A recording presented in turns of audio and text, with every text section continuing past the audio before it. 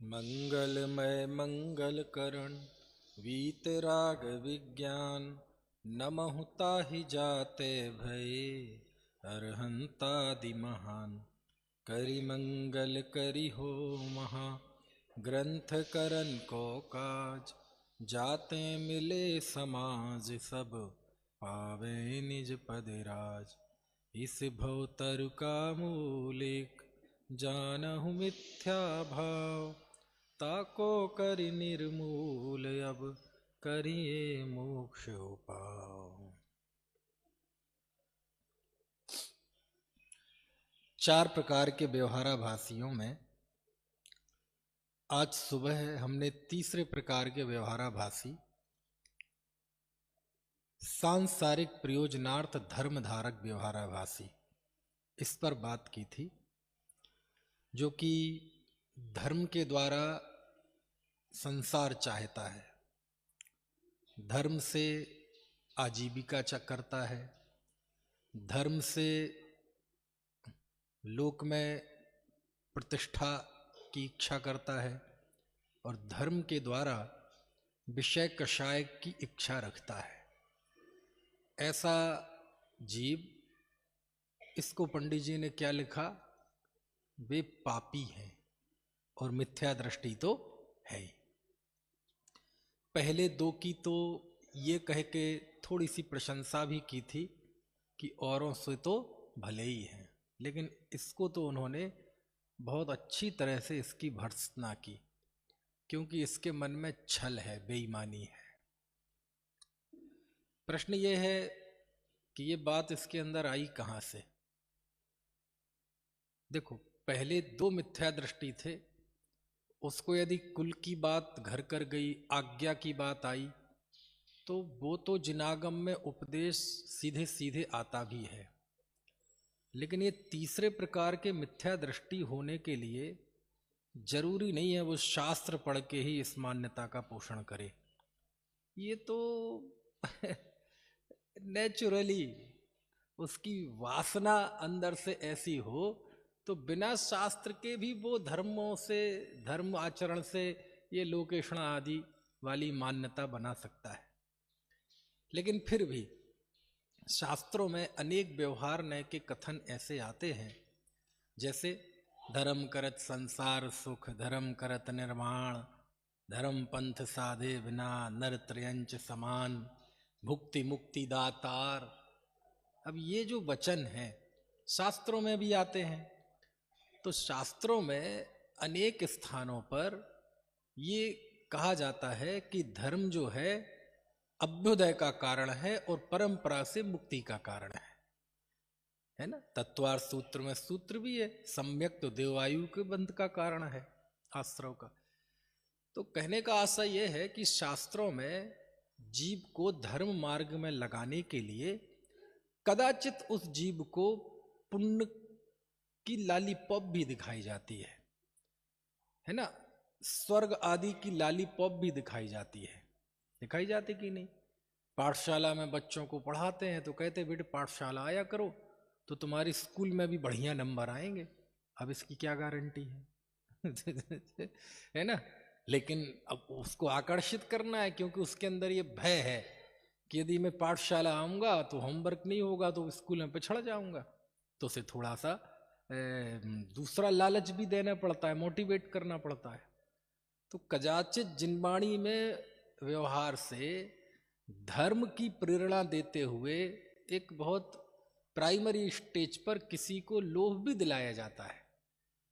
समझ में आया कि भैया क्या क्या ये तुम पाप कर रहे हो, उससे नरक में जाओगे, है ना। मंदिर गाओ, पूजा करो, स्वाध्याय करो, ये करो, है, इससे ऐसा पुण्य बनेगा कि बड़े बड़े पद मिलेंगे, इंद्र पद मिलेगा, अहम, मतलब ऐसा करके उसे धर्म मार्ग में थोड़ा सा आकर्षित किया जाता है। समझ में आया। क्योंकि शुरुआत में ही आया था, जो जीव जैन हैं और जिन आज्ञा को मानते हैं और उनके भी मिथ्यात्व रहता है उसका वर्णन करते हैं, क्योंकि मिथ्यात्व बैरी का अंश भी बुरा है। तो ये जिन मत वाले हैं, तो जिनवाणी के ऐसे वचनों को पढ़कर, वो वासना तो उसके पहले ही अंदर थी, वचनों को पढ़कर पैदा नहीं हुई, लेकिन ऐसे वचनों को पढ़कर उसके अंदर का ये श्रद्धान और दृढ़ हो गया। कौन सा? जिसकी सुबह हमने 45 मिनट बात की थी, है ना, कि धर्म करने से बढ़िया लौकिक सुख मिल जाते हैं, क्योंकि शास्त्रों में लिखा है, बहुत लिखा है, एक जगह नहीं 1000 जगह लिखा है। धर्म को अभ्युदय का कारण लिखा है। समझ में आया है? खैर, अब हम चौथे प्रकार के व्यवहाराभासी पर बात करेंगे। और चौथे प्रकार के व्यवहाराभासी पर बात शुरू करूं उसके पहले इसकी थोड़ी सी रूपरेखा आपको 2-4 मिनट में समझनी पड़ेगी। चौथे प्रकार के मिथ्या दृष्टि का नाम है धर्म बुद्धि से धर्म धारक व्यवहाराभासी मिथ्या दृष्टि। क्या अर्थ है इसका? यानी वो धर्म को, देखो धर्म को धारण चारों ही किए हैं कौन? कुल वाला भी, आज्ञा वाला भी, सांसारिक प्रयोजनार्थ वाला भी और धर्म बुद्धि वाला भी। फर्क क्या है? ये चारों उनके अंदर के महसूस करने में फर्क है ना।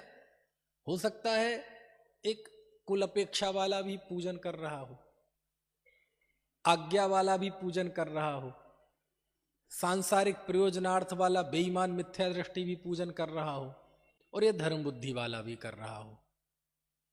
चारों से बाहर से एक से ही दिखेंगे चारों। समझ में आ रही बात की नहीं? ये फर्क काय का है?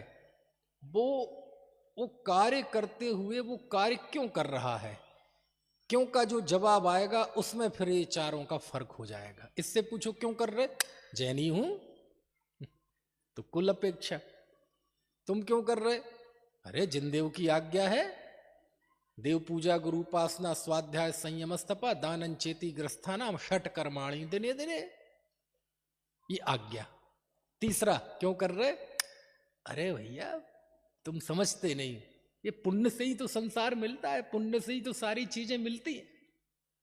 ये तीसरा वाला कौन सा? हाँ, जिसे यहां क्या कहा? पापी, कपटी, बेईमान। एक चौथा, क्यों कर रहे हो पूजा? अरे भैया ये पूजा तो अष्ट कर्मों के प्रक्षालन के लिए है, ये तो कर्मों का नाश करने के लिए मैं कर रहा हूं। समझ गए? पूजा चारों ही कर रहे हैं, लेकिन ये जो उनकी क्यों कर रहे हो इसमें जो जवाब आया, इसमें ये चार हो गए। कौन कौन? कुल अपेक्षा, परीक्षा रहित, सांसारिक प्रयोजनार्थ और धर्म बुद्धि से धर्मधारक। ठीक है। अब होता क्या है कि शास्त्रों में मोक्ष मार्ग का कथन व्यवहार ने से बहुत किया है, क्योंकि उपदेश में व्यवहार की ही मुख्यता होती है, प्ररूपणा में, निरूपण में व्यवहार ने की मुख्यता है। और इस बात को तो आचार्य कुंद कुंद भगवान स्वयं स्वीकार करते हैं। जहण भी सक्कम अड़ज्जो अड़ज्ज भाषा विणा दुगाहे दुम तह व्यवहारेण विणा परमत्थुब देशण मसक्कम। अनार्य भाषा के बिना समझा सके न अनार्य को। समझ गए? त्यों ही दूसरी लाइन क्या है हिंदी में? व्यवहार, हिंदी में पता नहीं क्या, मुझे प्राकृत में याद है कि जैसे अनार्य को अनार्य के भाषा के बिना नहीं समझाया जा सकता, ऐसे ही व्यवहार के बिना परमार्थ का प्रतिपादन संभव नहीं है। तो प्रायः मोक्ष मार्ग का उपदेश, प्ररूपण, निरूपण, स्वरूप जब भी आएगा, नेचुरली स्वाभाविक तौर पर वहां व्यवहार ने की मुख्यता हो जाएगी। और ये कहा भी था अमृतचंद स्वामी ने कि यदि व्यवहार को छोड़ दोगे तो तीर्थ का लोप हो जाएगा। तीर्थ मतलब मोक्ष मार्ग है ना, जिसके द्वारा तिरा जाए। तो शास्त्रों में अब ये चौथे प्रकार धर्म किसे कहा? तो धर्म तो रत्नत्रय धर्म है। तो अब आगे रत्नत्रय में सम्यक दर्शन, सम्यक ज्ञान, सम्यक चारित्र, इन तीनों को वो किस तरह से अन्यथा ग्रहण करता है। तो आप ये चौथे वाले मिथ्या दृष्टि के को थोड़ा सा विषय बांट लें दिमाग में, तो 3 हो जाएंगे। कौन कौन से? सम्यक दर्शन का अन्यथा रूप, सम्यक ज्ञान का अन्यथा रूप और सम्यक चारित्र का अन्यथा रूप। समझ गए आप? ये कौन से स्टेशन से बात कर रहा हूं मैं? धर्म बुद्धि से धर्म धारक व्यवहाराभासी। धर्म किसका नाम है? यहां चूंकि मोक्ष मार्ग की बात है तो सम्यक दर्शन ज्ञान चारित्राणि मोक्ष मार्ग। सदृष्टि ज्ञान वृत्तानि धर्मम धर्मेश्वरा विदु यदि प्रतननीकानि भवंति भव पद्धति। श्राप का 4 है। तो कहने का आशय यह है कि धर्म बुद्धि से धर्म धारक व्यवहाराभासी। तो धर्म का रत्नत्रय का 2 प्रकार से विवेचन आता है। जो सत्यार्थ रूप सो निश्चय कारण सो व्यवहारो। तो रत्नत्रय का और अलग अलग सबका 2 प्रकार से विवेचन आएगा। सम्यक दर्शन का निश्चय व्यवहार, सम्यक ज्ञान का निश्चय व्यवहार, सम्यक चारित्र का निश्चय व्यवहार। तो इस चौथे प्रकार के मिथ्या दृष्टि की मान्यताओं को समझने के लिए पहले आप 3 भागों में बांट लो। पंडित जी ने जिस क्रम में बताया है, सम्यक दर्शन का अन्यथा रूप, ठीक है। दूसरा क्या हो जाएगा? सम्यक ज्ञान का अन्यथा रूप, और तीसरा सम्यक चारित्र का अन्यथा रूप, है ना। यदि आप मोक्षमार्ग प्रकाशक में शुरुआत में इंडेक्स भी देखेंगे तो ये विषय समझ पाएंगे। अब सम्यक ज्ञान और सम्यक चारित्र को थोड़ा कुछ देर के लिए भूल जाइए, अब आ जाइए केवल सम्यक दर्शन। तो सम्यक दर्शन की निश्चय परिभाषा तो यही है, विपरीताभिनिवेश आत्मा का परिणाम वो निश्चय सम्यक है। आलंबन की अपेक्षा से कहें तो पर द्रव्यंत भिन्न आप में रुचि सम्यक तो भला है, ये निश्चय सम्यक दर्शन है। लेकिन ये निश्चयाभासी की बात तो है नहीं, यहां तो बात चल रही है व्यवहाराभासी की। तो सम्यक दर्शन की व्यवहारिक परिभाषाएं 2 आती हैं। कौन कौन सी? एक, परमार्थानामाप्तागम तपोभृतम, श्रद्धानम परमार्थानामाप्तागम तपोभृतम, यानी देव गुरु धर्म, ठीक है, या देव शास्त्र गुरु की श्रद्धा का नाम सम्यक दर्शन। और दूसरी परिभाषा तत्वार्थ श्रद्धानम, तत्वार्थों की श्रद्धा का नाम सम्यक दर्शन। तो सम्यक दर्शन की अब 2 डिवीजन कर लो आप यहां सम्यक दर्शन के अन्यथा रूप में। पहली कौन सी होगी? देव गुरु शास्त्र वाली, और दूसरी 7 तत्वों वाली। तो अब यहां आपको जो हेडिंग्स मिलेंगे वो कैसे मिलेंगे? देव भक्ति का अन्यथा रूप, शास्त्र भक्ति का अन्यथा रूप, और गुरु भक्ति का अन्यथा रूप, ठीक है। तो सम्यक दर्शन की एक व्यवहारिक परिभाषा के आधार पर ये 3 मिथ्यात्व बताए। फिर शुरू होगा 7 तत्व संबंधी अन्यथा रूप। तो फिर एक एक का बताएंगे। जीव अजीव तत्व संबंधी भूल, आश्रव तत्व संबंधी भूल, संवर तत्व संबंधी भूल, निर्जरा तत्व संबंधी भूल, मोक्ष तत्व संबंधी भूल। तो ये सब मिला के कहलाएगा सम्यक दर्शन का अन्यथा रूप, ठीक है। फिर आएगा नंबर सम्यक ज्ञान का अन्यथा रूप, और फिर बाद में सबसे आखिरी में आएगा सम्यक चारित्र का अन्यथा रूप, ठीक है। ये भूमिका आपको समझ में आ गई इस धर्म बुद्धि से धर्म धारक व्यवहाराभासी की। जयंतीलाल जी, ये समझ में आया कि नहीं, जो अभी मैंने पिछले 5-7 मिनट में जो लेआउट बनाया है इस जीव का, ठीक है। 3 में कौन कौन क्या क्या है? सम्यक दर्शन का अन्यथा रूप, सम्यक ज्ञान का अन्यथा रूप, और सम्यक चारित्र का अन्यथा रूप। सम्यक दर्शन के में 2 परिभाषाएं मुख्य हैं। कौन कौन सी? व्यवहार की, देवशास्त्र गुरु और 7 तत्व। तो यहां उन सबको क्रमशः देव का अन्यथा रूप, शास्त्र का अन्यथा रूप, मतलब यहां देव भक्ति का अन्यथा रूप, शास्त्र भक्ति का अन्यथा रूप, गुरु भक्ति का अन्यथा रूप, फिर जीव अजीब तत्व संबंधी भूल, ऐसे एक एक करके। तो मेरे समझ से अब आपको जो चौथे प्रकार का मिथ्या दृष्टि है, इसका आपको कम से कम ये एक छोटी सी रूपरेखा सिनॉप्सिस आपको समझ में आ गई होगी। अब थोड़ी बात करते हैं इन पे, और ये विषय शुरू होता है मोक्ष मार्ग प्रकाशक जो मेरे पास है उसमें 221 पेज से। और अब जब तक ये क्लास चलेगी, अब हमें इसी मिथ्या दृष्टि की मान्यता को समझना है, और यदि ऐसी हमारी मान्यता हो तो हमें उसको निकालना है, ठीक है। अब शुरुआत यहां होती है देव भक्ति का अन्यथा रूप। क्योंकि कभी कभार अपन पढ़ लेते हैं लेकिन ये समझ में नहीं आती कि इन क्रम का सेंस क्या है, इन क्रम का औचित्य क्या है। कभी देवगुरु धर्म का आ गया, कभी सात तत्व का आ गया। तो ये आपके दिमाग में ये रूपरेखा होनी चाहिए। क्लियर? देखो थोड़ी सी समझने की बात आई तो चेहरे पे हवाइयां उड़ जाती हैं समझ में आए ना?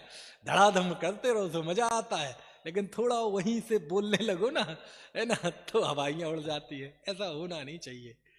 चलिए अब यहां से शुरू होती है देव भक्ति का अन्यथा रूप। अब देखो कितना बढ़िया है। अब यहां से विषय ज्यों जो आगे बढ़ेंगे त्यों तो सूक्ष्म होता जाएगा। पंडित जी लिखते हैं पेज नंबर 221 पर कि ये इसकी देव भक्ति कैसी है, यानी ये धर्म बुद्धि से धर्म धारक जीव, इसकी भगवान की भक्ति कैसी है।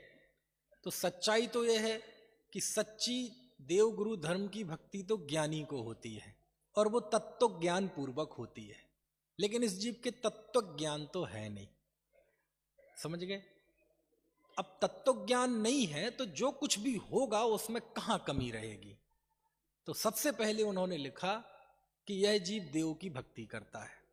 और देव की भक्ति से पूछा जाए भैया देव की भक्ति क्यों करते हो, तो वो कहेगा अरे देखो देव इंद्रादिक के द्वारा पूज्य हैं, अष्ट प्रार्तिहार्य से युक्त हैं। समझ में आया?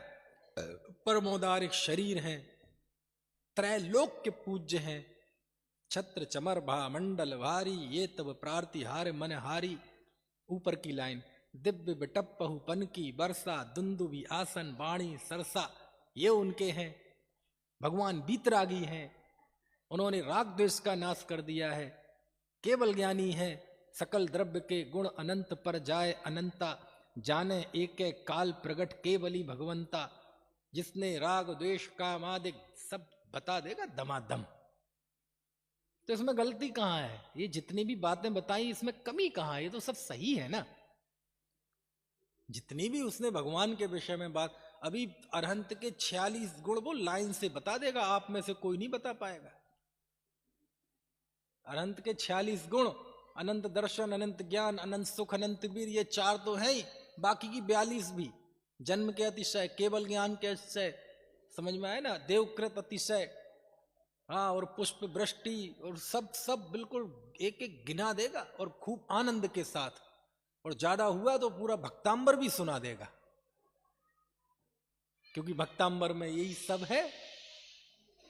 समझ गए आप? और ज्यादा हुआ तो वो सहस्र नाम भी सुना देगा। तो प्रश्न ये है कि पंडित जी इसमें गलती कहां है, कमी कहां है? तो पंडित जी कहते हैं देखो भैया, भगवान के जिन गुणों के द्वारा वह भक्ति करता है उनमें कितने ही गुण तो आत्माश्रित हैं और कितने ही गुण उनके शरीराश्रित हैं। उनकी इस जीव को पहचान नहीं है। समझ में आया? देखो 221 नंबर पेज, जो बाह्य विशेषण हैं उनसे वो महंतपना मानता है, उनसे आज्ञा करता है, उनकी आज्ञा मान्यता है, वो उसे ऐसा लगता है। लेकिन चूंकि भेद विज्ञान नहीं, भेद विज्ञान यानी यहां भेद विज्ञान होता कि मैं शरीर, रुपए, पैसा, मकान, धन, जायदाद अलग है और मैं ज्ञान चेतना में तत्व अलग हूं, यहां भेद विज्ञान होता तो वहां भी भेद विज्ञान होता। वहां भी फिर पता चलता कि ये छत्र चमर आदि बाह्य वैभव है, ये परमोदारिक शरीर पुद्गल की क्रिया है, औदैक भाव है, और इनके अंदर जो अनंत दर्शन ज्ञान ये इनकी अपनी संपत्ति है, असल में इससे पूजनीय है। तो जानता सब है भगवान के विषय में, लेकिन भगवान को जानते हुए भी एक जो पता होना चाहिए भगवान के असल गुण और उपचरित गुण, उनकी पहचान इस जीव को नहीं है। समझ में आया? फिर दूसरी भूल, पेज नंबर 222 निकालो, शुरुआत में ही देखो क्या गजब है। वह उन अरहंत भगवान को क्या मानता है? स्वर्ग मोक्ष दाता। तो इसमें इसकी गलती कहां है? शास्त्रों में भी तो लिखा है। बस वही तो दिक्कत है, इसलिए तो इसे कहा जो जीव जैन है जिन आज्ञा को मानते हैं। अभी वो शास्त्र में 10 उद्धरण बता देगा कि नहीं? प्रभु पतित पावन मैं अपावन चरण।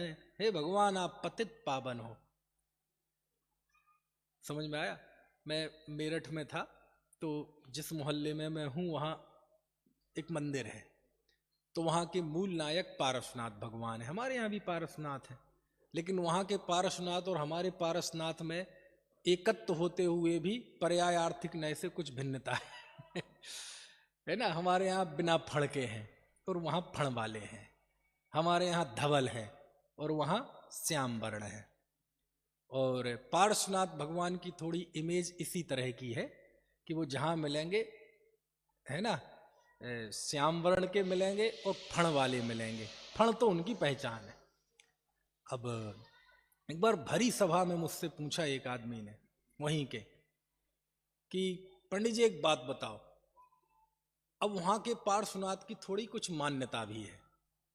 हम पल्लव, मेरठ में एक पल्लवपुरम है, पल्लवपुरम में मंदिर है वो, तो कभी कभार जैसे हम जयकारा लगाते हैं ना, मक्सी जी के पारसनाथ की जय, चिंतामणि पारसनाथ की जय, ऐसी कभी कभार वहां पल्लवपुरम वाले बाबा की जय। और वो बाबा कौन है? पारसनाथ, है ना। तो अब वहां है कुछ मान्यता। तो मुझसे पूछा भरी सभा में कि बताओ पंडित जी, पार्श्वनाथ रक्षा करते हैं कि नहीं करते हैं? उसका कोई प्रश्न नहीं था, दरअसल वो तो हमें फंसाना चाहता था है ना। अब मैंने कहा अब इससे निपटना है। समझ में आया? मैंने कहा क्या प्रश्न है? अब मैं कहता हूं कि नहीं करते हैं, तो अभी वो हमें सुना देगा नरेंद्रम फणींद्रम, पूरा स्तोत्र सुना देगा, पार्श्वनाथ स्तोत्र, जिसमें वो लिखा है कि भगवान रक्षा करते हैं। जय पारसनाथ अनाथ नाथ, पूरा सुना देगा। और कहते हैं कि करते हैं तो इसके मिथ्यात्व का पोषण होता है। और ये तो मिथ्या दृष्टि है ही, हमारी जीव उठेगी कैसे कहने के लिए। मैंने कहा देखो भाई, जिस अपेक्षा से पार्श्वनाथ करते हैं ना, क्यों आदिनाथ ने क्या बिगाड़ा है? आदिनाथ नहीं कर सकते रक्षा, अनंतनाथ नहीं कर सकते रक्षा, का पूरा ठेका पार्श्वनाथ का है। मैंने कहा तुम तो कह रहे पार्श्वनाथ 24 तीर्थंकर रक्षा करते हैं, भैया तुम भेदभाव क्यों कर रहे हो? जिस अपेक्षा से करते हैं 24 ही करते हैं। वो हमें कर्मों से, दुखों से रक्षा होने का उपाय बताते हैं, बस इसी का नाम है रक्षा करना। और जिस अपेक्षा से नहीं करते सो पारसनाथ भी नहीं करते। मैंने कहा बताओ, उन पे उपसर्ग आया था खुद पे ही आया था उपसर्ग, तो किसने रक्षा की? अपने समता भाव शुद्धोपयोग ने रक्षा की ना। तो रक्षा करने वाला तो अपना समता परिणाम है, कोई किसी की रक्षा नहीं करता। सभा ने तालियां बजा दी, समझ में आया ना। वो बेचारा बैठ गया, और क्योंकि उसका उद्देश्य ये नहीं था कि हमें कोई जवाब चाहिए, तो फंसाना था। अब कहने का आशय, शास्त्र में हजार बातें मिलेंगी जहां भगवान को कर्ता बताया जाएगा, उन्हें दीन दुखों का उद्धारक बताया जाएगा, तो भक्ति में कहीं कहीं बातें हैं, इस जीव ने उसको सीरियसली ले लिया। हम नहीं पढ़ते उसमें, किसमें? अरे ये आलोचना पाठ में, मेरे अब गुण नाचे तारो, प्रभु अपनो बिरद निहारो, अंजन से किए अकामी, दुख में टो अंतरयामी। समझ गए?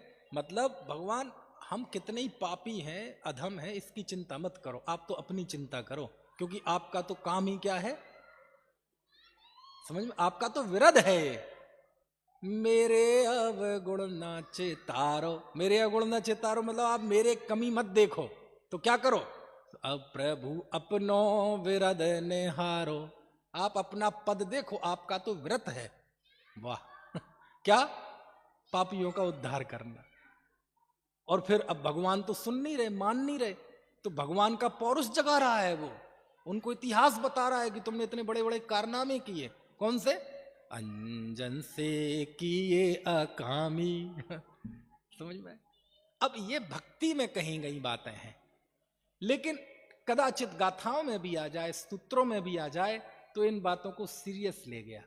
सीरियस ले गया मतलब उसे भक्ति में कही गई बातों की जगह उसने उसको वैसा ही मान लिया। और वो क्या मानता है कि अरहंतों को स्वर्ग मोक्ष दाता, दीन दयाल, अधम उद्धारक, पतित पावन मानता है। सो जैसे अन्नमति भगवान को कर्ता मानते हैं, ये भी कर्ता मानकर भक्ति करता है, ये अज्ञानता है। तो ऐसे वचन बोलने चाहिए कि नहीं कर्तावाद के? भक्ति में बहके हुए वचन है ये, काय में, और ये नेचुरल है। भक्ति आप तभी कर सकते हैं जब आप बुद्धि को खूंटी पे टांग के आए घर पे, तब कर सकते हैं। और ये ऐसी वचन है ना। भक्ति में वो प्राकृतिक है और वस्तुतः अप्राकृतिक है। क्या कहा? भक्ति में वो प्राकृतिक है और वस्तुतः अप्राकृतिक है। जैसे भक्ति का जोर जब होता है तो, अरे भक्ति नहीं, कोई भी विकार हो, शुभाशुभ, वो जब बहुत अपने स्वभाव पे होता है ना, तो आदमी अप्राकृतिक ही बोलता है। माँ को जब बहुत तेज गुस्सा आती है तो ऐसा ही बोलती है, मैं पैर काट दूंगी तेरे, खाल खींच लूंगी तेरी। अपने किससे? बच्चे से। अच्छा, वो स्वप्न में भी सोच सकती है ऐसी, लेकिन ये क्रोध की अधिकता का ये स्वरूप है। जब कसाय भी बहुत तेज होती है तो वचन बहक जाते हैं। अकेले क्रोध का नहीं, प्रेम का भी ऐसा ही है। अरे आप बोलो तो हम तो चांद तारे तोड़ के ला दे। समझ गए आप? क्या चाहिए? और ऐसे ऐसे बोलेंगे, अरे हे कौओ, हे चीलो, जब मैं मर जाऊं तो मेरे शरीर को खा लेना, मेरी हड्डियां खा लेना, सब कुछ खा लेना, बस मेरी आंखें छोड़ देना। क्यों? उन आंखों में भी होगी पिया मिलन की आस। समझ गए? तो क्रोध में भी वचन अप्राकृतिक निकलते हैं, ये स्वरूप है विकार का। जब प्रेम की अधिकता होती है, लौकिक प्रेम की, तो भी ऐसे ही वचन निकलते हैं। तो वचन अप्राकृतिक होते हैं, लेकिन उस भाव का ये स्वरूप है। ऐसी जब भक्ति भी बहुत एकदम छा जाती है तो ऐसे ही वचन निकलते हैं, जन्म जन्म तक ना भूलूंगा। अब ये दोनों बात एक साथ सही हो ही नहीं सकती। जन्म जन्म तक उपकार नहीं भूलूंगा। क्यों? क्योंकि यदि सच्चाई में आपका तत्व ज्ञान ग्रहण हो जाएगा तो जन्म जन्म हो ही नहीं सकते। फिर तो कितने जन्म लेने हैं भैया? तो भक्ति की तात्विक मीमांसा नहीं होती। अरे भक्ति तो भक्ति है। भक्ति में ये नहीं जन्म जन्म तक ऐसा कैसे, ऐसा कैसे, ऐसा वैसे, कुछ नहीं। भक्ति है, भक्ति कर लो। तत्व सीखना है, भगवान की वाणी पढ़ो, वहां पता चलेगा, है ना। फिर देखो, एक तीसरी मान्यता इस जीव की, 222 पेज पर सबसे नीचे से सेकंड पैरा। तथा कितने ही जीव भक्ति, ये बहुत महत्वपूर्ण है, कितने ही जीव भक्ति को मुक्ति का कारण मानकर, काय को? भक्ति को मुक्ति का कारण मानकर वहां अति अनुरागी होकर प्रवर्तते हैं। समझ में? अब ये है असली धर्म बुद्धि से धर्मधारक, है ना। 222 पेज पर नीचे से सेकंड पैरा, बड़ा सा पैरा है, जो क्या लिखा है? तथा कितने ही जीव भक्ति को मुक्ति का कारण जानकर वहां अति अनुरागी होकर प्रवर्तते हैं। वह तो अन्यमति जैसे भक्ति से मुक्ति मानते हैं, वैसा ही इनके भी श्रद्धान हुआ। परंतु भक्ति तो राग रूप है, राग से बंद है, इसलिए मोक्ष का कारण नहीं है। जब राग का उदय आता है तब भक्ति ना करे तो पापानुराग होता है। इसलिए अशुभ छोड़ने के लिए ज्ञानी भक्ति में प्रवर्तते हैं और मोक्ष मार्ग को बाह्य निमित्त मात्र भी जानते हैं, परंतु यहां ही उपादेयपना मानकर संतुष्ट नहीं होते, शुद्धोपयोग के उद्यमी होते हैं। कितना बढ़िया पैरा है, सोचो आप, कितना संतुलन, इसे कहते हैं संतुलन, कि ज्ञानी भी भक्ति करते हैं, है ना, दुर्ध्यान से बचने के लिए उसे निमित्त रूप मानते भी हैं, लेकिन एकमात्र इच्छा काय की है? शुद्धोपयोग की। समझ में आए ना। और ये क्या मानकर सेवन करता है भक्ति का? उसे मुक्ति का कारण मानकर। इसकी गलती कहां है? भुक्ति मुक्ति दातार शास्त्र में ही लिखा है, भक्ति को मुक्ति का कारण कहा है, शास्त्र में ही लिखा है, इसकी गलती कहां है? बस इसी का नाम तो व्यवहाराभास है कि वो व्यवहार के कथन है, उपचरित कथन है, और इन उपचार और व्यवहार के कथनों को ही इसने परमार्थ मान लिया। समझ में आया? इसलिए जब गुरुदेव के सामने कोई ऐसी बात आती थी ना, तो कोई व्यवहार से प्रश्न करने लगे तो गुरुदेव कहते थे, सब पता है, बहुत शास्त्र पढ़े हैं मैंने, खबर छे, बाधी खबर छे। क्यों? शास्त्र में 99% व्यवहार के ही कथन है। तुम जो भी कह रहे होगे उसके 50 आगम प्रमाण मुझे दिखा दोगे, मुझे पता है, 10-20 बोले मैं भी दिखा दूंगा, लेकिन उससे तत्व निर्णय कहां होगा? और ये तो चलो व्यवहार की बात है। मैं तो यहां तक कहता हूं एक कदम आगे बढ़ के, कि आप जिसे विकृति कहते हो, आप कोई भी विकृति लाओ, मैं उसके आगम प्रमाण दे दूंगा।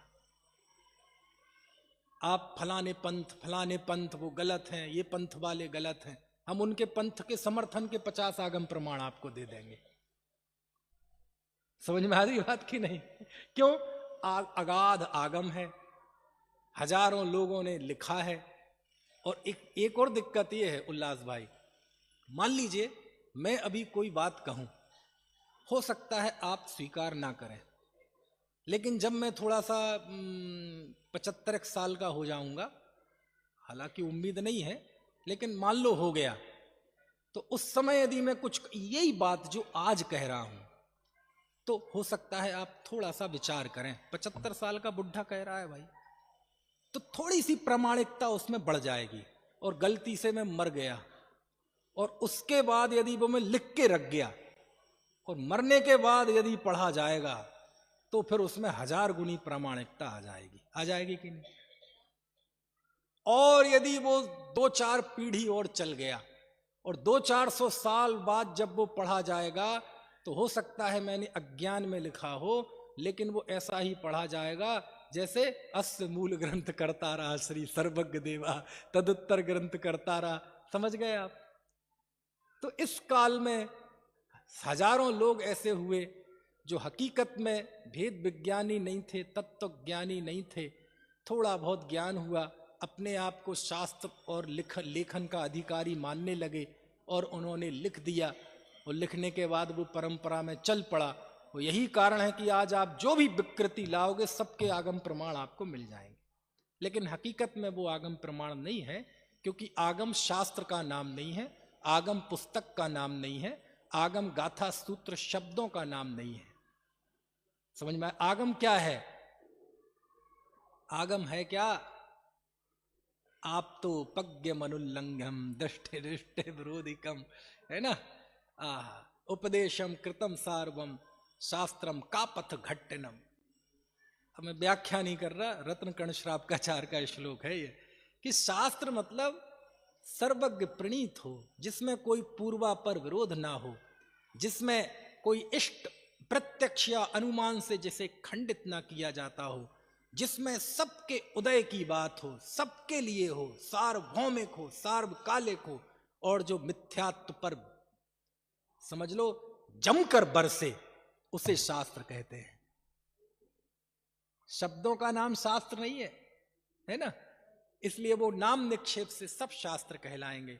लेकिन जहां गलत परंपराएं हैं, जहां हिंसा का पोषण है, जहां अज्ञान का पोषण है, मिथ्यात्व का पोषण है, वह कितना ही प्राचीन लिखित उद्धरण ना हो, वो आगम नहीं है ना? तो इसलिए क्यों बता रहा हूं मैं कि आप जितनी बातें बता रहे हैं कि ये भक्ति को मोक्ष का कारण मानता है, वो 50 उदाहरण शास्त्र में लाके आपको बता देगा।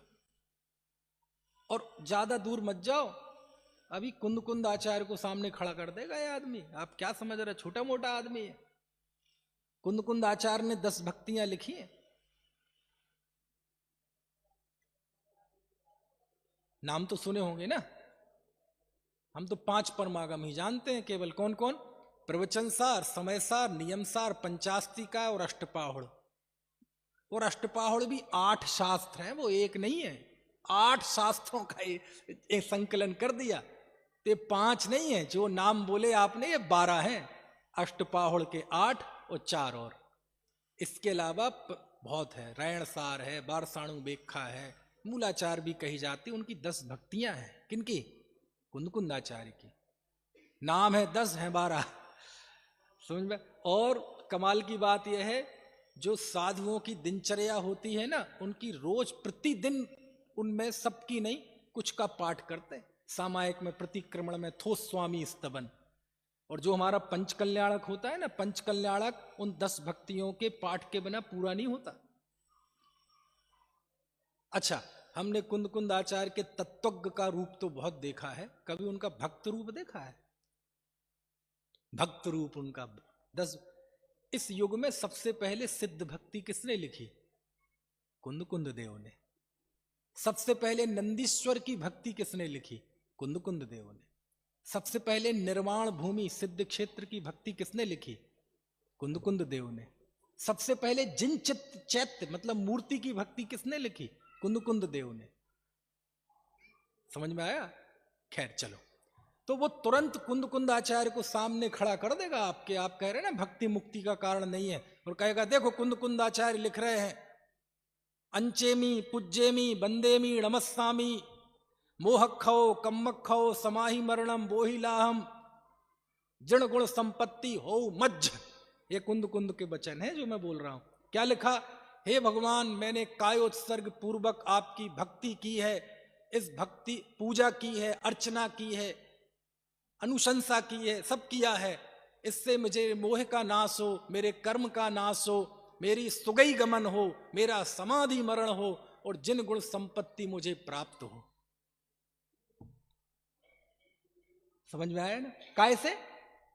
कैसे? आपकी ये जो भक्ति कर रहा हूं, कौन कह रहा है? तो कुछ जमीन थोड़ी हिली कि नहीं नीचे की? मोक्ष अधिकार में चले जाओ, मोक्ष पाहुड़ में। हे भगवान, आपकी भक्ति के प्रसाद से मुझे उत्तम बोधि की प्राप्ति हो। काय की प्राप्ति हो? गाथा दिखाऊं? अब इतना तो विश्वास आपको हो गया होगा कि मैं जो कह रहा हूं वो लिखा ही हुआ कह रहा हूं। समझ में आया ना? अब क्या कर, कुंद कुंद आचार्य को सामने कोई खड़ा कर देवे, यही मैं कह रहा ना, बहुत बड़ा पंडित है जिनके हम बातें कर रहे हैं, बहुत बड़ा। क्या करोगे आप? बस उसी का जवाब लिखा है। ज्ञानी को भी भक्ति का भाव आता है, वह भी दुर्ध्यान से बचने के लिए, पाप से बचने के लिए करता है, और भक्ति का तो तरीका ही ये होता है। समझ में आया? भक्ति पे आरोप भी आएगा, कर्तापन की वाणी भी आएगी। भक्ति में वो त्याज्य भी नहीं है, लेकिन वैसा वस्तु का स्वरूप नहीं है। भगवान से जाके कैसी भक्ति करोगे? भगवान के सामने जाके सीना तान के खड़े हो जाएंगे, भगवान आप हम जानते हैं तुम कुछ नहीं करते, हम तो तुम्हारे सामने आए हैं, ये भी हमारा राग है, और आपकी भक्ति से भी बंधन होता है भगवान, संसार होता है, ऐसा बोलोगे? नहीं नहीं नहीं, ये भाषा है, ये भक्ति का तरीका है। भक्ति में कुंद कुंद देव भी जब लिखते हैं तो यही लिखते हैं, आपके प्रसाद से मुझे उत्तम बोधि की प्राप्ति हो। समझ में आया? आपकी भक्ति से मेरे मोह का नाश हो, मेरे कर्म का नाश हो, मेरा समाधि मरण हो, मुझे आपके जिन गुण संपत्ति, समझ, बंदे तदगुण लब्ध है, वो मुझे प्राप्त हो। इसलिए कहते हैं जिन वाणी मतलब समझ का नाम है। शास्त्र अध्ययन मतलब विवेक, कहां कौन सी बात किस दृष्टि से कही गई है, किस अपेक्षा से कही गई है। ज्ञानी भी भक्ति करते हैं तो इसी भाषा में ही करते हैं, लेकिन ऐसा उनका अभिप्राय नहीं होता। इसने उस बात को तात्विक ग्रहण कर लिया, और ये अज्ञान खड़ा हो गया कि वो ये मानने लगा कि भक्ति से मोक्ष होता है ना? ऐसे, ठीक है। इस तरह ये मुख्य मुख्य मान्यताएं देव भक्ति के अन्यथा रूप में है। फिर आगे आप देखेंगे 223 नंबर पे गुरु भक्ति का अन्यथा रूप लिखा। जैसी गलती इसकी देव के विषय में थी, ऐसी गुरु भक्ति के विषय में थी। बोले क्या? हमारे तो गुरु हैं, हम जैनियों के तो गुरु हैं नग्न, इसलिए हम उनकी वंदना करते हैं। तो कई लोग तो आज्ञा से मानते हैं, और कई लोग कैसे होते हैं, भैया जैन हमारे दिगंबर साधु, समझ में, नग्न रहते हैं, उपवास करते हैं, तप करते हैं, है ना, इसलिए हम उनकी वंदना करते, इसलिए हम उनकी भक्ति करते हैं, है ना। हाथ का मंडल बगल में पिछी है। समझ गए आप? और भजनों में भी जाएंगे, शीतकाल सरिता के किनारे। तो ऐसे वो पूरे गुरुओं की भक्ति करता है कि हमारे गुरु नग्न होते हैं, त्यागी होते हैं, तपस्वी होते हैं, प्रभावना करते हैं, दयालु होते हैं, क्षमाशील होते हैं। तो इसमें गलत कहां है? इसमें गलत कहां है? तो पंडित जी कहते हैं ऐसी भक्ति करने से अतिव्याप्तिपना आता है। क्या अतिव्याप्तिपना आता है? बोले नग्न तो परमहंस आदि भी होते हैं, तपस्वी तो दूसरे भी होते हैं, क्षमाशील तो दूसरे भी होते हैं। इसमें तुम्हारे जैन साधुओं की उत्कृष्टता क्या रही? और रही बात भीड़ भाड़ की, तो दूसरों की भी बहुत भीड़ होती है, उनके यहां भी नेता अभिनेता आते हैं, उनका भी ग्लैमर बहुत होता है। तो ये कोई पैरामीटर है क्या भक्ति का? भक्ति करें, भक्ति की गुंजाइश मतलब कमी नहीं है, उसमें कोई मनाही नहीं है, लेकिन आपका माइंड सेट क्या, आप क्यों करते हैं? तो क्यों के पीछे जो उसकी ना समझी है, बस वो अज्ञानता है। यद्यपि जैन साधु भी नग्न होते हैं, तपस्वी होते हैं, क्षमाशील होते हैं, दयालु होते हैं, ठीक है, दूसरों को धर्म मार्ग में लगाने वाले होते हैं, सब होते हैं, लेकिन उनकी पूजनीयता उनसे नहीं है। ऐसा मैं नहीं लिख रहा हूं, इसमें लिखा है, देखो जरा 223 नंबर पेज पे सबसे बीच का पैरा। जिन गुणों का विचार करते हैं उनमें कितने ही जीवाश्रित हैं, कितने ही पुद्गलाश्रित हैं, उनके विशेष ना जानते हुए असमान जातीय मुनि पर्याय में एकत्व बुद्धि से मिथ्या दृष्टि ही रहते हैं। अब देखो सच्चा स्वरूप क्या है फिर? यदि हम मुनि के भक्त हैं तो मुनि के किस व्यक्तित्व को हम आदर्श माने? तथा सम्यक दर्शन ज्ञान चारित्र की एकता रूप मोक्ष मार्ग वही मुनियों का सच्चा लक्षण है, उसे नहीं पहचानते, क्योंकि यह पहचान हो जाए तो मिथ्या दृष्टि रहते नहीं। इस प्रकार यदि मुनियों का सच्चा स्वरूप ही नहीं जानेंगे तो सच्ची भक्ति कैसे होगी? तो इस तरह ये इसकी गुरु भक्ति का स्वरूप है। अब तीसरा बात कहां से चल रही है? सम्यक दर्शन का अन्यथा रूप। तो तीसरा लिखा शास्त्र भक्ति का अन्यथा रूप। अब इससे कहो तुम शास्त्र की भक्ति करते हो खूब, दमादम महिमा है अगम जिनागम की, क्यों करते हो? क्यों है शास्त्र महान, क्यों है? तो वो कहेगा हमारे शास्त्र में व्रत की बात है, शील की बात है, दया की बात है, संतोष की बात है, ऐसी बातें करता है और सिंबल भी बना देता है। क्या? अहिंसा परमो धर्मा, जियो और जीने दो, परस्परोपग्रहो जीवा नाम। जबकि ये जैन धर्म को रिप्रेजेंट ही नहीं करते। जियो और जीने दो ये जिन धर्म में हमें कहीं मिले ही नहीं वाक्य। किसी के मुंह से सुना था, ये बाइबल के वाक्य का अनुवाद है। समझ में आए ना? अहिंसा परमो धर्मा ऐसी कोई श्लोक गाथा नहीं मिली। किसी ने बताया कि ये महाभारत में है। और रही परस्परोपग्रहो जीवानाम, वो एक 3 लोक का नक्शा बना दिया जाता है, नीचे लिख दिया जाता है परस्परोपग्रहो जीवानाम, तत्वार्थ सूत्र का एक सूत्र है, वो सिंबल बना दिया जिन धर्म का। इनमें से कोई भी जिन धर्म को रिप्रेजेंट नहीं करता। क्यों? कौन सा धर्म हिंसा के लिए कहता है? कौन सा धर्म ये कहता है मारो और मारने दो? कौन सा धर्म ये कहता है कि भाईचारे से ना रहो, परस्परोपग्रहो जीवानाम? ये कोई जिन धर्म है? तो जिन धर्म क्या हिंसा की? नहीं नहीं नहीं। यद्यपि जिन शासन में भी अहिंसा है, सत्य है, अचौर्य है, परस्पर भाईचारे की भावना है, लेकिन ये जिन शासन नहीं है। समझ में आ रही बात की नहीं?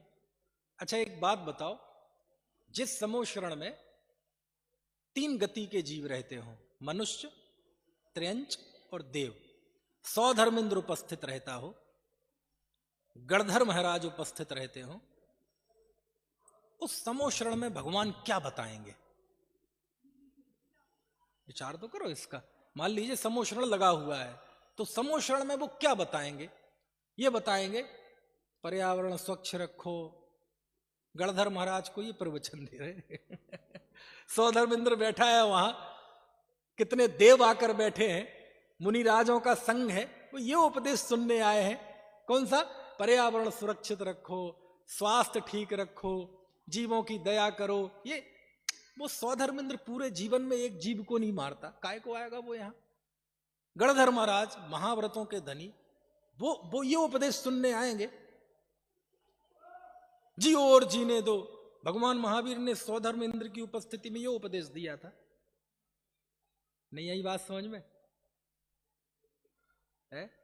जब हमने कह दिया है भगवान आपका उपदेश सर्वोदयी है, तो सर्वोदयी मतलब उसमें सबके उदय की बात होनी चाहिए ना, लेकिन इसमें तो सबके उदय की बात है ही नहीं। भगवान महावीर ने मानवता का उपदेश दिया, बता ना कौन सी मानवता का उपदेश दिया? कुछ बात समझ में आ रही कि नहीं? लेकिन ये जैन शास्त्रों को इसलिए महान मानता है। हमारे जैन शास्त्रों में व्रत की, शील की, संयम की, जियो और जीने दो, और इनकी गलती नहीं है। इसकी जो अपनी उपादान की गलती तो है ही, मैं आपको निमित्तों की गलती बता रहा हूं। चूंकि आप देखें, आज हम जैन प्रवक्ताओं की हालत देखें, जैन प्रवक्ताओं की हालत देख लें, क्योंकि टीवी पे आप देखें 50 चैनल आते हैं जैनियों के, उनमें जैनियों के प्रवचन भी आते हैं। अब कभी एक लाइन ढूंढ के तो लाओ किसी ने जैन धर्म की शुद्ध तात्विक बात भूल से भी बताई हो तो। क्या करे दुनिया में जैन धर्म, मैं बहुत बड़े बड़े सेमिनार उसमें जाता हूं, बड़े बड़े नेता आते हैं मंच पे, जैनियों की तारीफ करते हैं, लेकिन 45 साल में मैंने किसी बड़े सेलिब्रिटीज से, बड़े बहुत दार्शनिक हो, बहुत बड़ा नेता हो, जैन धर्म की तारीफ में 1-2 लाइनों से ज्यादा कभी नहीं सुनी। कौन सी? बोले जैन धर्म बड़ा वैज्ञानिक है। बोले क्यों? आज डॉक्टर भी कहते हैं कि दिन में खा लेना चाहिए। समझ में आया ना? माने इससे ज्यादा हमें सुनने ही नहीं मिलता कहीं। माने बड़े बड़े मंचों पर हम तालियां बजाते, ये लानत की बात है कि इतने जैनी ताकतवर, धन बल, बाहुबल तो नहीं कहेंगे, बुद्धि बल, पूरे विश्व में नाम होने के बावजूद भी हम जैन दर्शन की इससे ऊपर इमेज खींच नहीं पाए, इससे ऊपर कोई इमेज नहीं बना पाए। नहीं बना पाए ना, तो फेलियर है कि हम बहुत अच्छे हैं। आज भी दुनिया, बड़े बड़े लोग जैन धर्म के नाम पे क्या जानती है? केवल ये रात में नहीं खाते, बड़ा वैज्ञानिक धर्म है। अरे भैया, रात में नहीं खाना चाहिए। रात में खाने वालों को निशाचर तो हिंदुओं में भी कहा है। ये राक्षस हैं जो रात में खाते हैं। समझ गया? यानी हम खुद इमेज नहीं बना पाए जिन धर्म की। क्यों? बड़े बड़े मंचों से बड़े बड़े प्रवक्ताओं ने कभी ये जैन दर्शन का अकर्तावाद, अनेकांतवाद, भेद विज्ञान, प्रत्येक जीव भगवान, आत्मा, परमात्मा बन सकता है, उसके अंदर शक्ति है, ये महान बातें जो दूसरी जगह जाओ, दिया लेके जाओ तो भी ना मिले, ये बातें कभी किसी ने बताई नहीं। समझ में आए ना? और जिसने बताई उसको उखाड़ने की कोशिश कर दी। इसलिए इसकी उपादान की तो है ही गलती, लेकिन कुछ ऐसी हमसे भी गलतियां हैं। और कभी कभार शास्त्रों में इन चीजों की बहुतायत है ही। शास्त्रों में जाएंगे तो दया की बातें, व्रत की बातें, क्षमा की बातें, अच्छी अच्छी कहानियां आती ही हैं। तो उसे ये लगने लगा कि हमारे जैन शास्त्र क्यों महान है, इसलिए क्योंकि इनमें व्रतशील, संयम, दया, क्षमा आदि की बातें हैं। देखो 223 नंबर पेज पर। अब फिर प्रश्न है कि सच्ची भक्ति क्या है शास्त्र की? यानी ये तो गलत हो गया। यदि हम शास्त्रों की पहचान व्रत, दया आदि से करते हैं तो ये तो गलत हो गया। अब फिर सही पहचान क्या है? भाई, हमें गलत जानने से फायदा नहीं है, हमें यह भी जानना है कि सही क्या है ना? तो उसके लिए आप देखो 224 नंबर पृष्ठ पढ़ो। 224 नंबर पृष्ठ सबसे ऊपर क्या लिखते हैं? तथा इन शास्त्रों में त्रिलोक आदि का गंभीर निरूपण है, इसलिए उत्कृष्टता जानकर भक्ति करते हैं, परंतु जहां अनुमान आदि का तो प्रवेश है नहीं, इसलिए सत्य असत्य का निर्णय करके महिमा कैसे जाने। इसलिए अब देखो आगे, इसलिए इस प्रकार सच्ची परीक्षा नहीं होती। ये तो गलत हो गया। गलत जानने से ज्यादा फायदा है कि अच्छा जानने से, सही जानने से। तो अब देखो सही क्या है। वहां तो अनेकांत रूप सच्चे जीवादि तत्वों का निरूपण, पहला कौन सा लिखा? जैन शास्त्रों की महानता कैसे है? पहला कौन सा लिखा? अनेकांत रूप। सबसे ऊपर क्या रखा? अनेकांत। हाँ, अब भाव हो रहे अनेकांत समझाने के, नहीं समझाऊंगा। अनेकांत रूप सच्चे जीवादिक तत्वों का निरूपण है और सच्चा रत्नत्रय रूप मोक्ष मार्ग दिखलाया है। उसी से जैन शास्त्रों की उत्कृष्टता है। उसे नहीं पहचानते, क्योंकि यह पहचान हो जाए तो मिथ्या दृष्टि रहती नहीं। सीख के जाओ भैया, ये सीख के जाओ। शास्त्र महान क्यों है? क्योंकि जीवादि तत्वों का निरूपण अनेकांतात्मक दृष्टि से है। अन्यथा एकांतात्मक दृष्टि से तो दुनिया में चले जाओ, आपको क्या पता है 12 भावनाएं हैं। आप क्या सोचते हैं 12 भावनाएं वैराग्य की पोषक ही हैं? तो जो ये होते हैं ना दहशतगर्द आतंकवादी कैंपों में भी 12 भावना चलती है। क्या मतलब हुआ? अरे समझो क्या कह रहा हूं। 12 भावना का मतलब राजा राणा कोई किसी का नहीं है, संसार झूठा है। आतंकवादी भी वो यही ट्रेनिंग देते हैं, कोई किसी का नहीं है, ये देह मिथ्या है, ये संसार शरीर सब धूर्तों की टोली है, कुछ नहीं रखा, ये शरीर का आकर्षण बेकार है, ये आंखों से दिखाई देने वाली दुनिया झूठी है, संसार की सफलताएं झूठी हैं। वहां भी ऐसी 12 भावनाएं चलती है, समझ में आए ना? लेकिन वो जहर है, ये अमृत है। ये तो तंज में कह रहा हूं 12 भावना, समझ में आया ना? फिर फर्क क्या है? नियत में फर्क है। वो कहता है सब झूठा है तो क्या करो, बम बांध लो यहां और जाके ब्लास्ट कर दो, मार दो सबको जो इस्लाम अंगीकार ना करे। और जब वही बात यहां कहेंगे तो अनेकांतात्मक दृष्टि से कहेंगे, असंयोग छे, व्यवहाરની बात छे, पर यह पारमार्थिक स्वरूप नहीं। समझ गए? देह की क्षण भंगुरता, ये सारी बातें बताई जाएंगी किसके लिए? अपने अंदर जाने के लिए। तो बहुत फर्क। आप कभी कभी चैनल्स खोलेंगे, दूसरे लोग भी ऐसी बात करेंगे, ऐसा लगे ये तो समय सार की छठवीं गाथा सुना रहे, आत्मा इंद्रिय मन से परे परमानंद स्वरूप ऐसा लगेगा जैसे समय सार पढ़ रहे हो। फिर फर्क क्या रहता है? फर्क अनेकांतात्मक दृष्टि का रहता है। समझ में आया ना? अनेकांतात्मक दृष्टि का रहता है। हमारे यहां जीव संसारी है तो 100% है, 100% है, और संसारी रहते हुए भी स्वभाव से मुक्त है तो 100% है, मिथ्या कोई नहीं है। हम यहां बैठे हैं तो मनुष्य हैं तो 100% है, और मनुष्य होते हुए भगवान आत्मा है तो 100% है। इसमें से झूठी बात मिथ्या दोनों ही नहीं है। निषेध तो हो जाता है अंतर्दृष्टि में जाति व्यवहार का, लेकिन मिथ्या दोनों बातें नहीं है। खैर, बहुत गहरी बात हो गई। इस तरह इस प्रकार शास्त्र भक्ति का स्वरूप कहा। तो आज हमने ये पहला ये जाना कि देव शास्त्र गुरु की श्रद्धा का नाम सम्यक दर्शन है। तो धर्म बुद्धि से धर्म धारक व्यवहाराभासी, सम्यक दर्शन के पहले स्थूल लक्षण के विषय में उसकी क्या भूल है वो जानी। अब आगे 7 तत्व संबंधी अन्यथा श्रद्धान, उसका चैप्टर कल पढ़ेंगे।